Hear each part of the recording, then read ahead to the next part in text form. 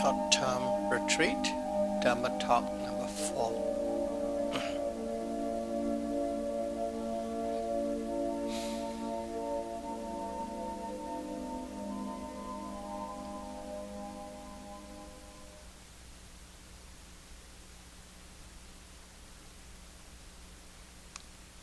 For this mindfulness insight practice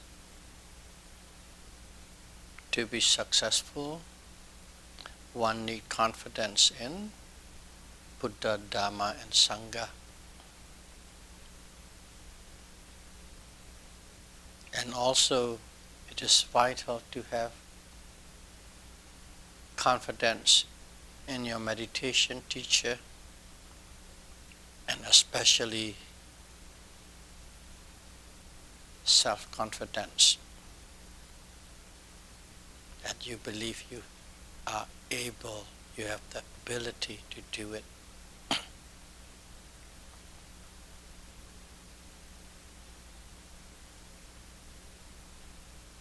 That's why retreats are programmed with daily Dhamma talks and interview to dispel doubts and confusion on your immediate practice.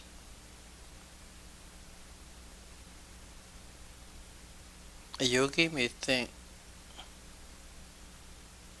he or she might be on the right track,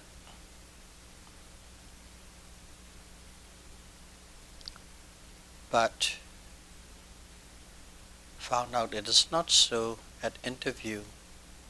On your own you think everything's okay, but when you go to interview, you'll find a lot of deficiency.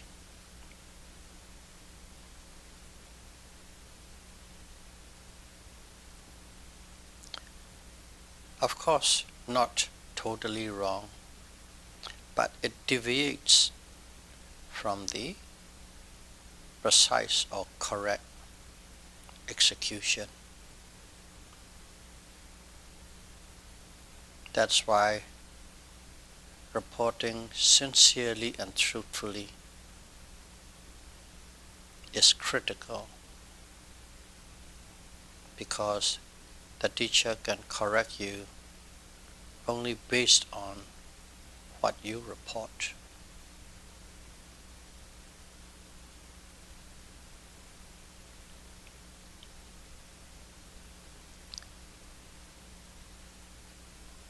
Yogis who are attending long-term retreat, let's say from 2 months to 6 months, must put special effort on daily activities, because in the long run the yogis become slack with time.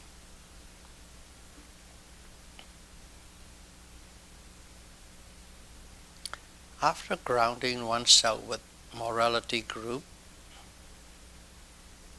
and putting theoretical wisdom as the crown, now one must engage decisively with concentration group, which is effort, mindfulness, and concentration, Viriya, Sati, and Samadhi.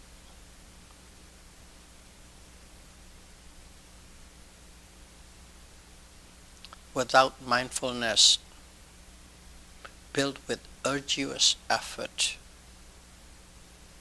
concentration cannot be developed. Without concentration, there can be no experiential wisdom. So, right effort and right mindfulness are indispensable to activate right concentration. You can use the word right or correct.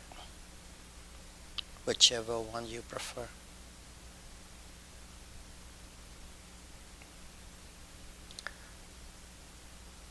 Observing mind. Observing mind must always connect with meditation object of every present moment. If the connection is precise and stick with the object to the end,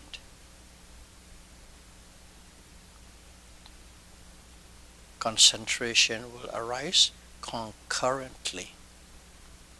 At the same time, while you are doing that, it arises concurrently together with effort and mindfulness. But it must be precise and it must be continuous from the beginning to the end. Mindfulness must be with each and every object of arising without missing to establish right concentration. It requires a certain degree of concentration to see the true nature of mind and matter.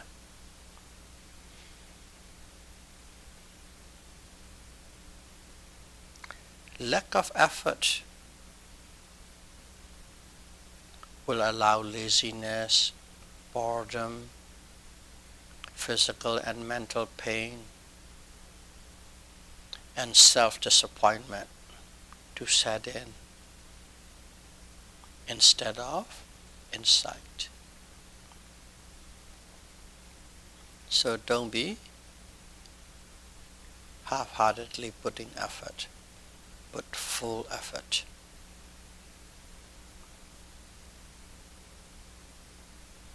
We are doing all these things to practice full foundation of mindfulness. Let me go fairly in detail about the body contemplation or mindfulness of the body.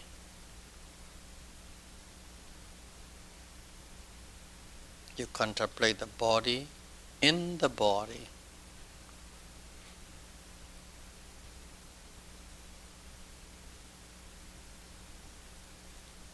To start with, at the beginning, pick up an object that is most obvious and easy to observe. And also an object that you can experience all the time if you give attention to it. And that is the rising movement and falling movement of the abdomen. Observe each movement. Each movement means rising movement is one movement, falling movement is another movement. Observe each movement from the beginning to the end. This is very important in this method. Don't superficially know the movement. You must be able to watch or observe or know from the beginning to the end of the movement. Once you can maintain one movement after another without any break or any gap, in other words, you're getting momentum, building up momentum, you will experience the details or the specific characteristics of the object. But first, you must have a continuous mindfulness without a break and a gap. It is important to stay at present moment, to know exactly as it is. It's very important to be at present moment. Only then you will understand. Because, let's say, an object arises and passed away. You are not aware of that at that time, and later you go and think about it, because it's not too far. When you think about it, when you try and remember it, when you recall it, you won't be able to recall or remember 100%. Some 75, some 80, some 90, but never 100%. To get 100%, to know 100%, you must be with the object as it is happening, which being present moment.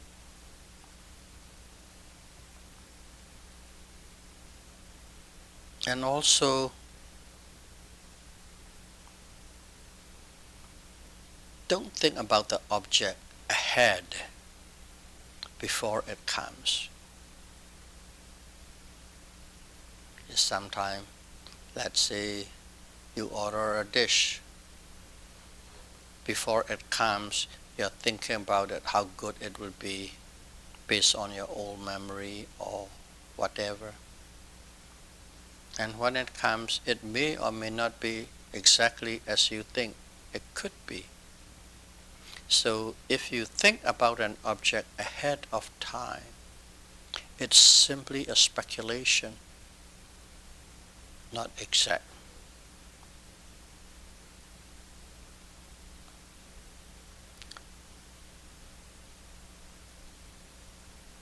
In other words, no thinking about past or future, period. One must always dwell on the object of the present moment. These are the key points. Sounds very simple, but very critical and important in this practice.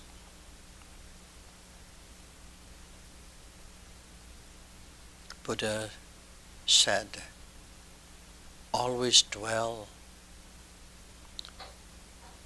in the present moment before it passes away.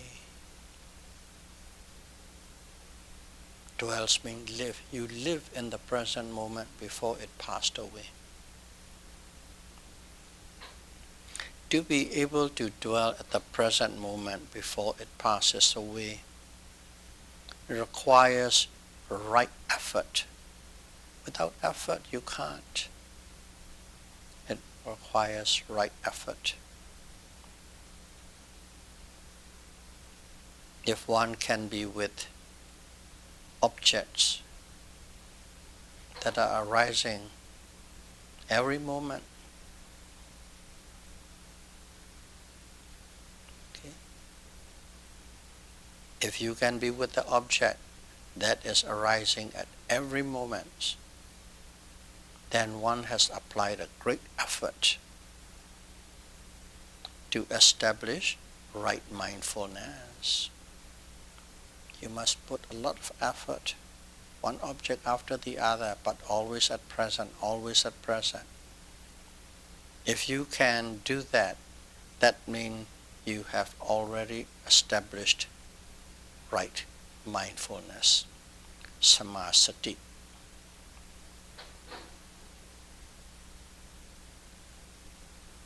And if you have applied right effort and established right mindfulness, at that time, at the same time, the right concentration is developing.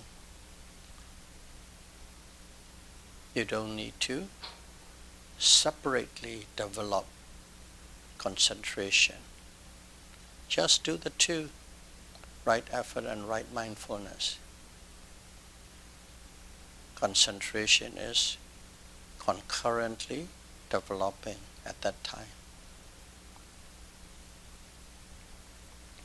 This concentrated mind, this calm and collected mind, has the power to see the true nature of the mind and matter, nama rupa.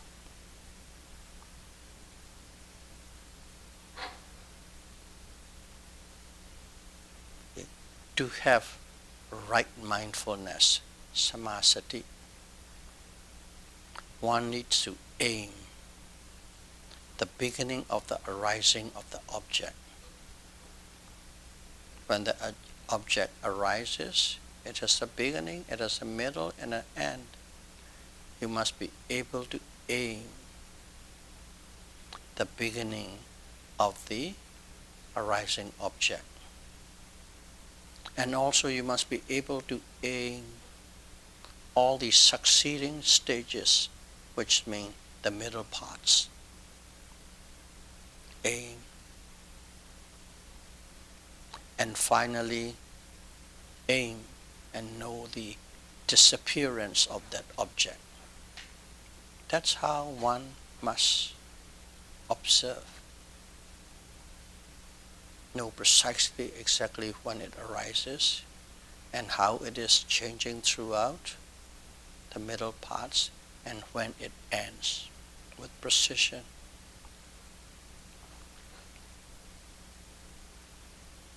And if you are able to do that, that means you have right mindfulness. If you don't have that complete, if you have only partial, you don't have the right mindfulness yet. You have mindfulness, but not right, correct, what we needed for the practice.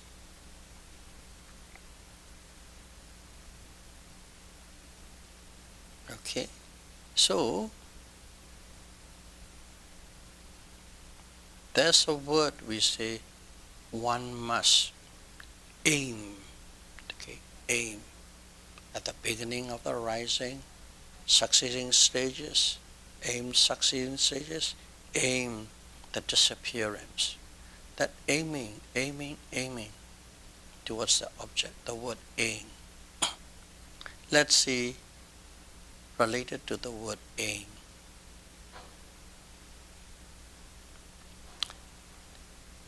The application of effort or exertion, application of effort to aim all the stages beginning to the end of an object, to establish right mindfulness, is called right effort. Okay, it all builds around the word aim. The exertion, the application of effort that you put to observe an object from the beginning to the end without missing anything,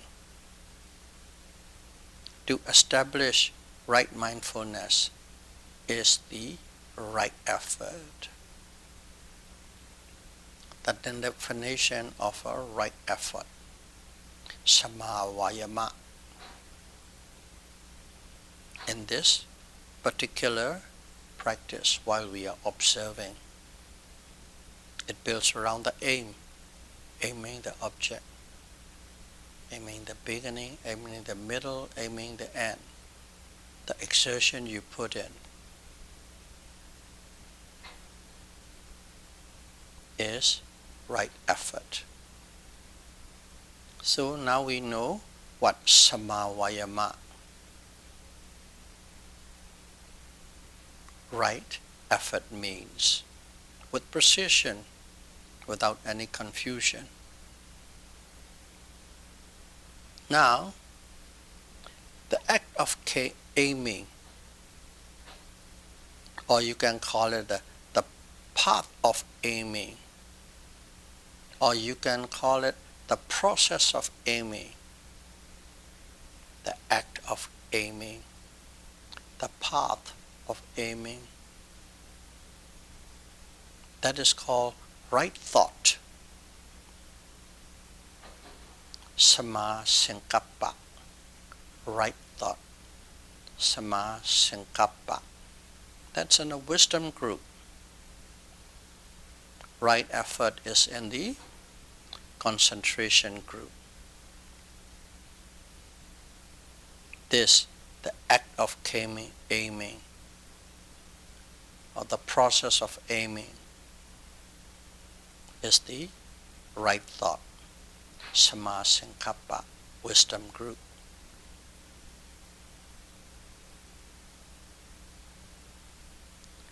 And the mental state of aiming, again aiming at the object, but all stages, no exception. Mental state of aiming. What is the mental state? Cetasika in Pali. The mental state of aiming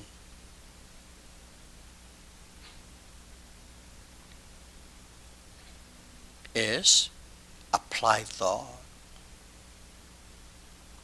The mental state of aiming, Cetasika. Cetasika in this Sama Sankappa, right thought. Mental factors, mental state that associated with the act of aiming is called applied thought. In Pali, Vitakka. It is the same as in samatha meditation. These are different but very close. That's why I'm putting emphasis, because these are the critical aspects of our practice, and we should know it with precision and clarity. Vitakka is a cetasika mental state, and that mental state is associated with the act of aiming, Sama Sankappa. Now, the characteristics of right thought, the characteristics of Sama Sankappa. What are the characteristics? The characteristics of right thought is the application and connection of the observing mind and the object observed. The application and connection of the observing mind and the object. Those are the characteristics of right thought, Sama Sankappa. So in here we are talking about two groups. Sama Sankappa, right thought, is the wisdom group. And right effort is the concentration group. Right mindfulness is the concentration group. And also we try to define how to identify right thought.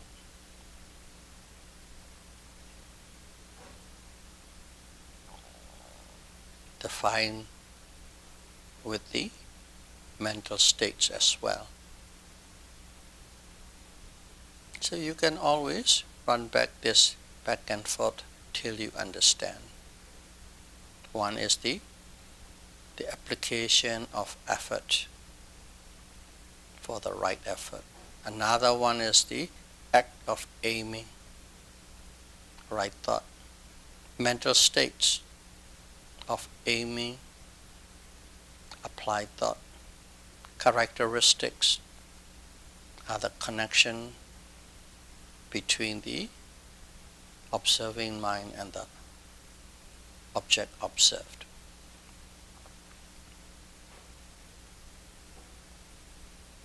When aiming act, or the act of aiming, or the process of aiming become precise, when it become precise on an object. Before you are aiming and you're observing, they are not precise. As they are not precise, you perceived one way. And when it becomes precise, you don't see that anymore, you see differently. When this act of aiming becomes precise, what you previously perceived, let's say on this rising movement, before it is the rising movement, the beginning, the middle, and the end, just one big movement, boom. That was before. But when you become very precise and observing as being instructed, as has been instructed, it becomes different. Your perception change. What happened was, this one big movement becomes a series of mini vibrations, rising movement, a series of small little movements. That one big movement is a composite of a series of many small movements or vibrations.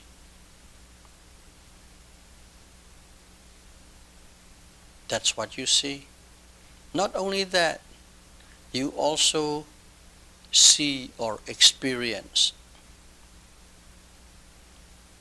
stiffness, tension, fullness, increasing pressure throughout. Those things too, you see, you feel, you know. Before it is just one big movement. Now as you see many movements, along with it there's a stiffness here, tension here, a little poke here, a poke there. Suddenly it becomes full, there's a pressure gradually increasing. All these things, you can see them as clear as day and night. That is the point when you have the precise observation. Don't think that you can get these all the time. You do, you observe, you observe, you observe, you observe. At one moment it clicked and you see them in a different way. And whenever you see these things and then frequency become more and more and more, then it becomes natural. But the first time it is quite interesting. Okay? Similarly, like in the rising movement, we also have another object, falling movement of the abdomen. In the falling movement, though, before it is just one swoosh, just gone, disappear. But in here too, you will see a series of falling movements, or you can say a series of little waves.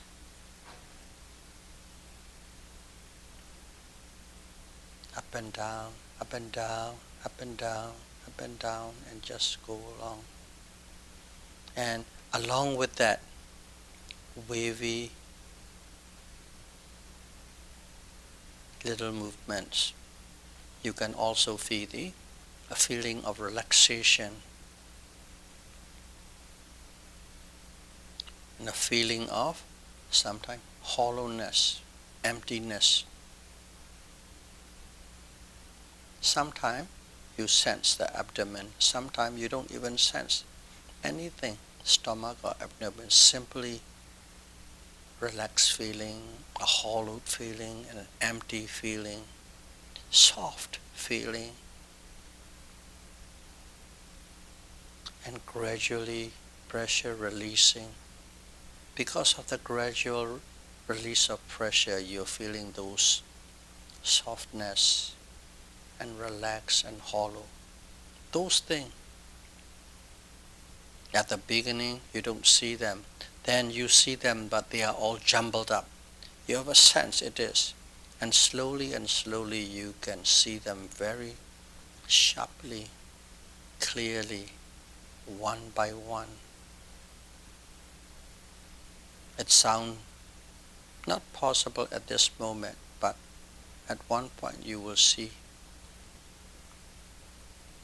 So to speak, you can live in each and every event as a universe. But you must work very hard to see that.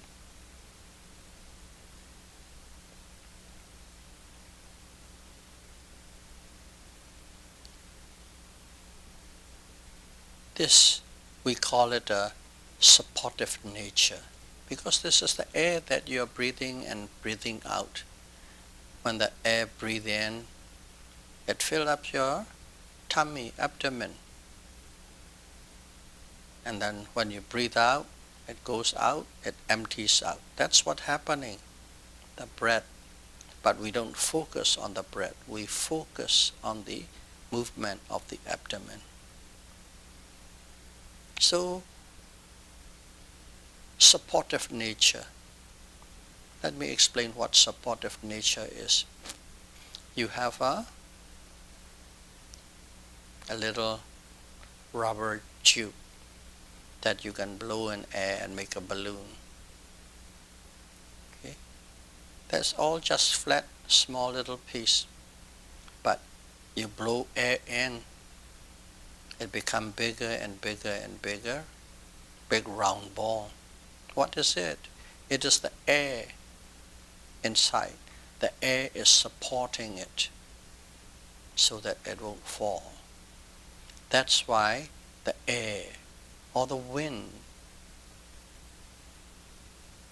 has the supportive nature. Its characteristics. Supportive nature. Supportive nature of extension. It can expand and extend and expand and extend. Expansion, extension, and then when it comes in, stiffness, tension, tightness, and pressure. Because it's just like balloon. Your tummy is being expanded, extended. At that time there's a stiffness, tightness, tension, pressure, feeling of pressure.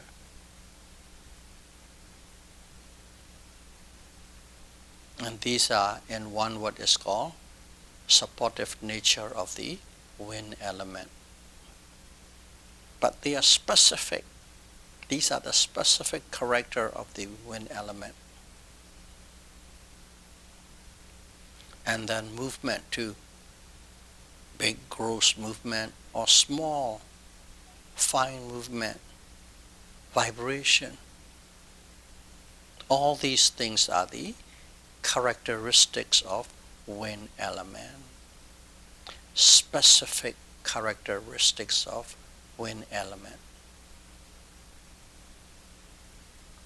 And when we are observing this abdominal rising movement and falling movement, which is tummy expands, tummy contract, extend, expand, contract.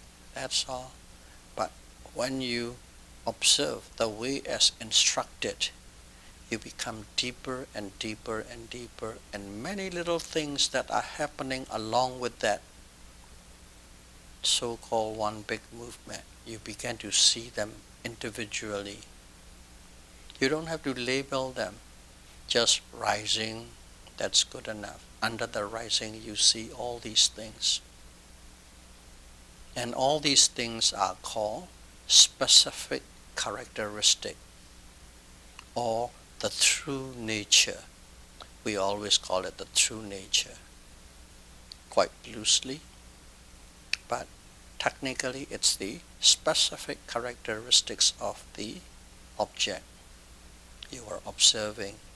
This case, rising movement. And also we use the word as it is, the true nature, specific characteristics. They are all one and the same.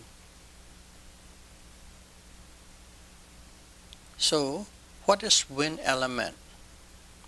Wind element is the composites of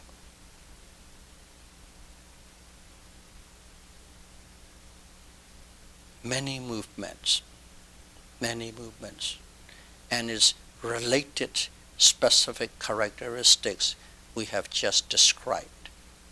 All those in one word, we call it wind element. So that's what we are observing when we are observing the rising movement and falling movement.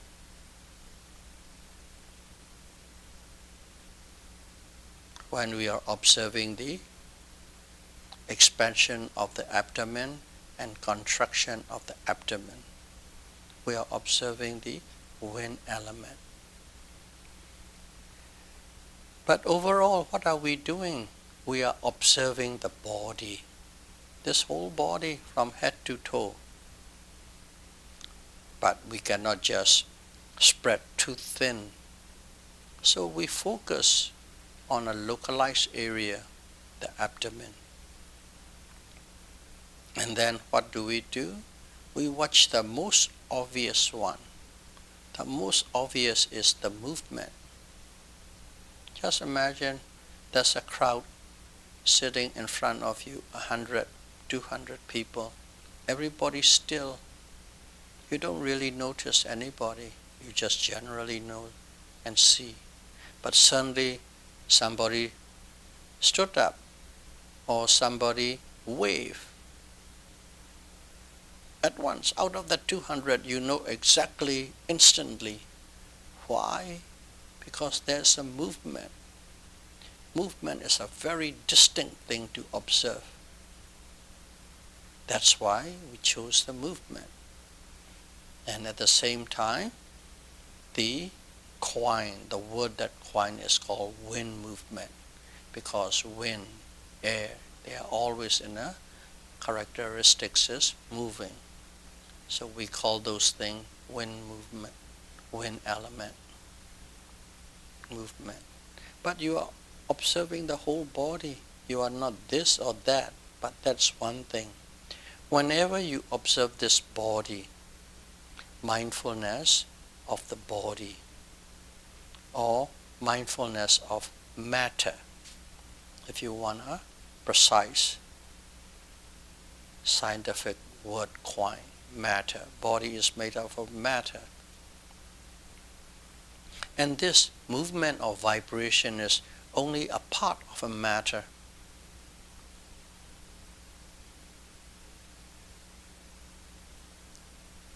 But if you know the movement, you are starting to understand what matter is, what this body is, what your body is. But this movement or vibration cannot exist alone. There are 4 elements. We call it Mahabhuta, 4 great elements. They always exist together.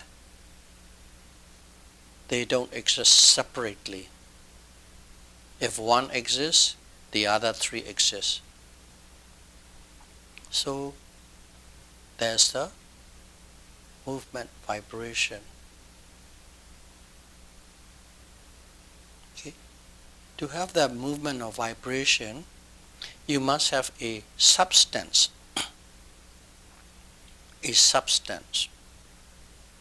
which is matter, a substance. And as long as there is a substance, that substance has a hardness or softness.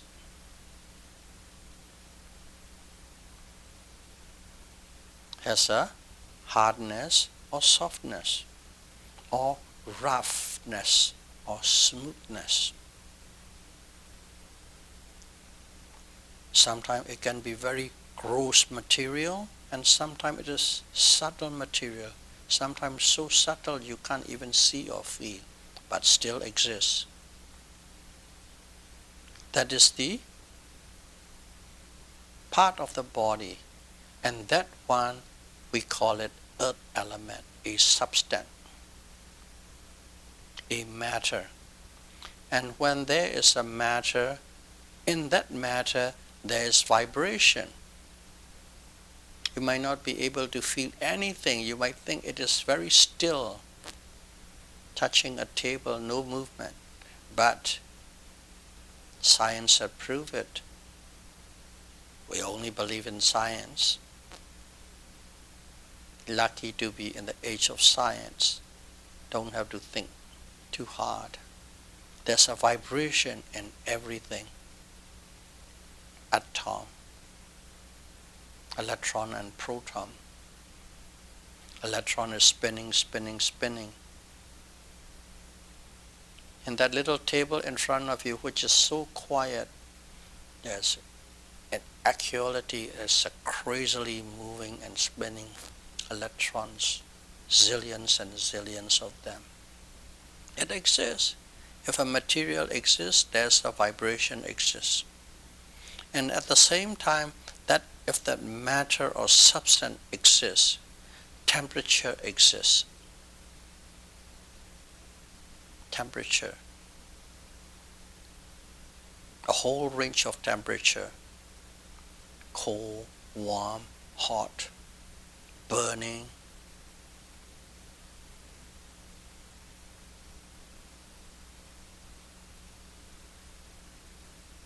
And also that temperature has the power to disperse. Dispersion can be called a fire element. We call this temperature fire element. Hardness and softness, we call it earth element. Vibration, we call it wind element. Fire element has the power to disperse. So dispersion is also considered as the characteristics of fire element. Look at it. A solid piece of lead, you put it on a fire, it melted into liquid. Water, you can feel it, you can see it, you can drink it. You heat it up over 100 degrees, steam gone. Fire element, Tejo Dhatu, has the power to disperse.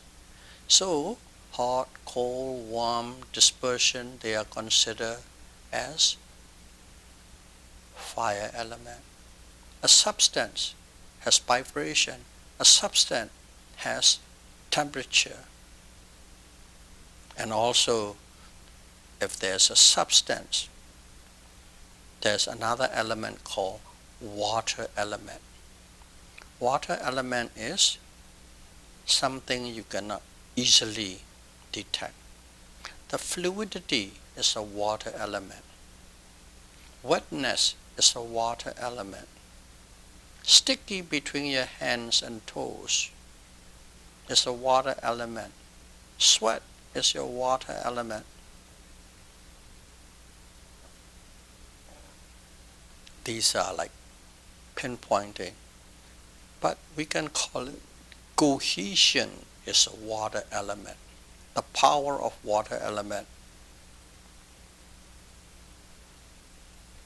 To give an example, there's a bunch of dust sitting. Okay. And then you pour water over it. These dots cohese, they stick together, and eventually it becomes mud. That's the power of water element, a power to be cohesive, cohesion power or bonding power. If you go to atomic level, it's the bonding power, atomic bonding. That is a water element. So whenever you call a matter or a material or a substance, there are 4 elements: earth element, water element, fire element, and wind element.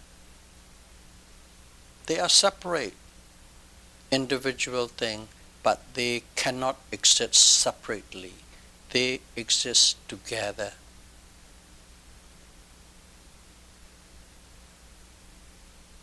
So, what I am showing is we are splitting it down into pieces what your body is.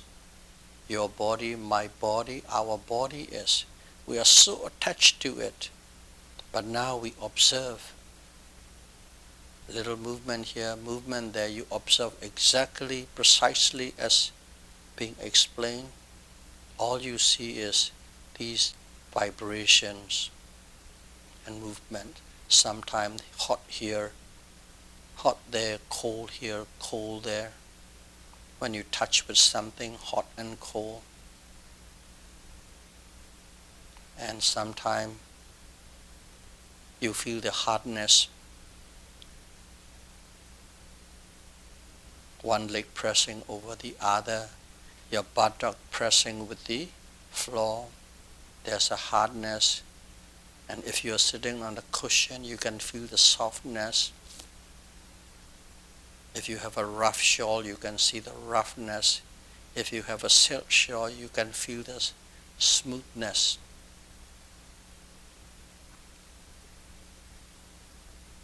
And then there's a saliva going on, the nostril running, the tears dropping, the sweats coming out. Water element. And if you are intensely and attentively observing your body, whatever is arising at the moment in your field of attention, everything is rising all the time, but your mind can observe one at a time. We think we are multitasker. In a very subtle level, no, we can't. The mind can only take one object at a time.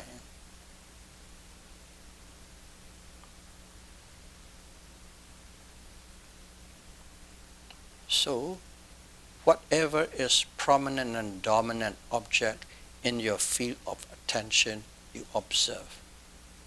And eventually you come to an understanding. This body that everybody loves so much and so attached to is nothing, just this bunch of 4 elements trying to keep balance and maintaining it. As soon as one of the elements crept out, you become sick, you become ill, you feel painful, and eventually you even die when the elements break down. And right now, you understand. Theoretically, you have the knowledge now. But you must practice, so that intellectual knowledge, theoretical knowledge becomes the experiential knowledge, which is called wisdom. That's what we want, wisdom. To know as it is, in its true nature. Technically speaking, all the specific characteristics. To do that, to see that, you need concentration. To have the right concentration, you must develop along with right effort and right mindfulness. You need concentration, samadhi group. So I'm giving you a snapshots, detail on this one point of how to observe your body. We all know there are 4 groups to observe. One is the body group. The next one is the mindfulness of the feeling, pleasant, unpleasant, and neutral. Another group, mindfulness of the mind, the nature of the mind, the nature of the consciousness, and all its mental factors and mental associates. And mindfulness of the Dharma, it's specifically explained, but just like seeing, hearing, smelling, tasting, touching will be sufficient at this stage. So those are the 4 foundations of mindfulness. Mindfulness of the body, mindfulness of the feeling, mindfulness of the mind, and mindfulness of the Dharma. The other 3 I will let you discover by yourself, both theoretical as well as experiential. This one, the body, the matter, I give you a head start, the theoretical side. To get an experiential side, you must do it yourself.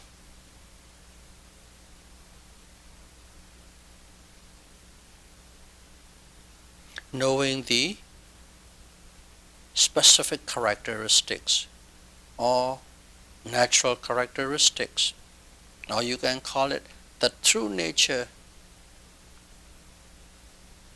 Knowing the true nature by directly observing on the object at the present moment. Okay.